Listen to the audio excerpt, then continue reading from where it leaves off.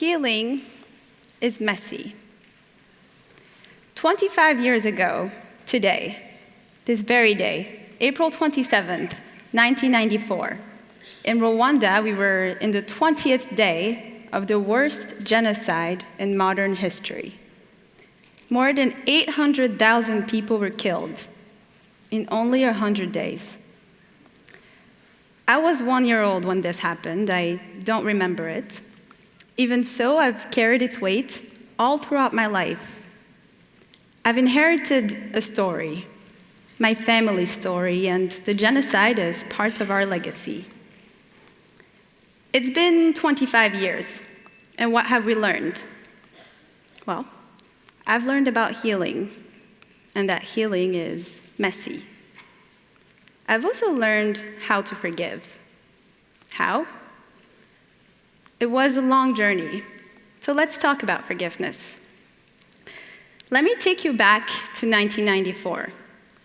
Rwanda is a small country in the heart of Africa with a long history of ethnic conflicts. We have two major ethnic groups, the Hutus and the Tutsis. We are all equally Rwandans. We share the same language, the same traditions, the same cultures, and for centuries before colonization, all ethnic groups lived in harmony as Rwandans. But the presence of the colonists, beginning in 1918 from Belgium, awoke an adversity between both groups that continued to escalate throughout the 20th century. And on the night of April 6, 1994, the Hutu president's plane was shot down from the sky, and that set into motion 100 days of systematic extermination of Tutsis and moderate Hutus by the Hutu militia. That same April, I was in Kigali, the capital of Rwanda, with my parents.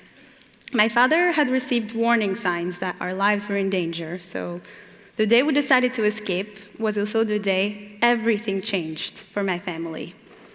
We heard men shouting outside, "Come on out, everybody. We'll take you to safety." So we listened. We went outside, my mother, my father, my aunt, my sister, myself, and our neighbors.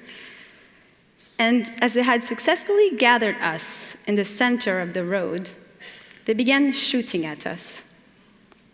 It had been a trap. Bullets were flying everywhere. People were screaming and running in every direction. We fell to the ground, and in the midst of the chaos, my sister started laughing. At 2.5 years old, she was too young to understand that this wasn't a game. My father died that day. His name was Carine Kanimba.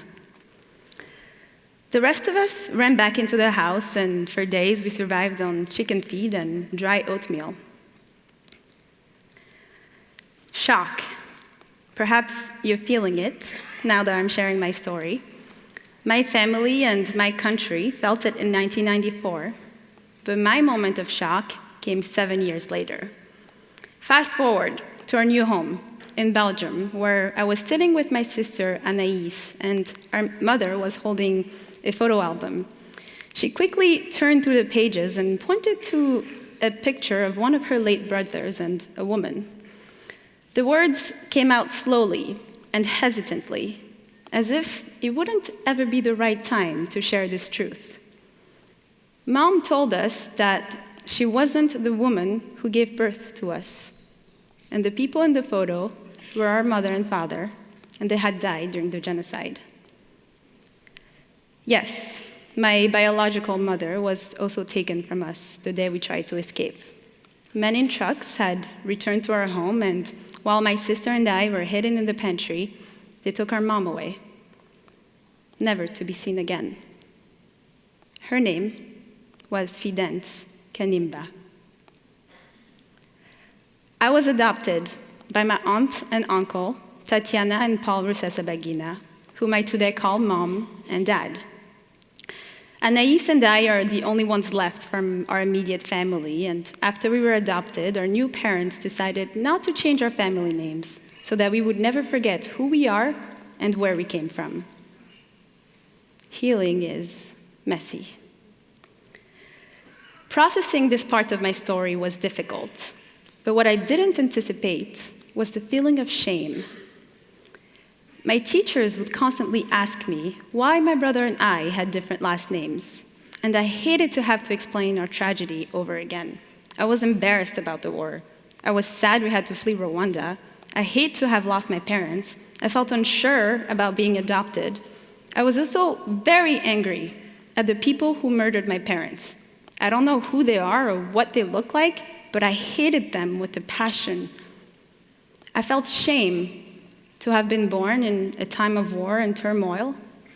I felt shame to have survived. Over the years since, I've learned that feelings of hate and shame are often a byproduct of denying our stories, of denying truth. Instead of owning them, we hide from them, which is no way to live. I've also learned over the years that the best way to defeat shame is through sharing and connection. Now, I understand that not everyone shares their stories through a Hollywood movie, but that was the case for my family.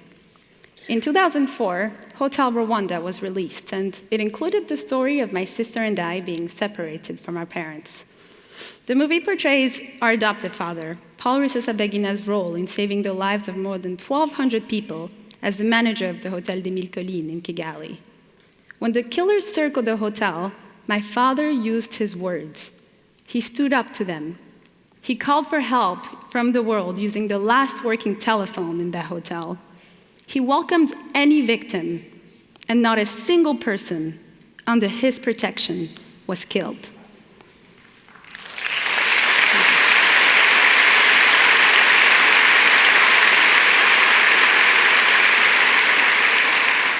After 76 days, everyone was safely evacuated to refugee camps outside of Kigali. When the movie was out, the world could finally see the brave man who raised me. He considers himself an ordinary man, but I think he's a hero. While everything was going on at the hotel, my sister and I were already at the refugee camp, rescued by a friend of the family. This is where, if you saw the film, my sister and I are reunited with Paul and Tatiana. Anais and I were malnourished. We were sick and hungry, but we were family, and they adopted us as their own. My mother always says that saying things out loud helps you learn to cope with them, that when we keep things inside, they tend to fester and grow. But for me, it was difficult. The movie was out, but I wasn't ready to tell my story. When I was 14 years old, an opportunity came to speak in front of my class, which became the first time I revealed my story. I told them about the truth, about the war, about my parents, about my confusions, my sadness, my fears. I didn't expect it to feel so good to share, but it did.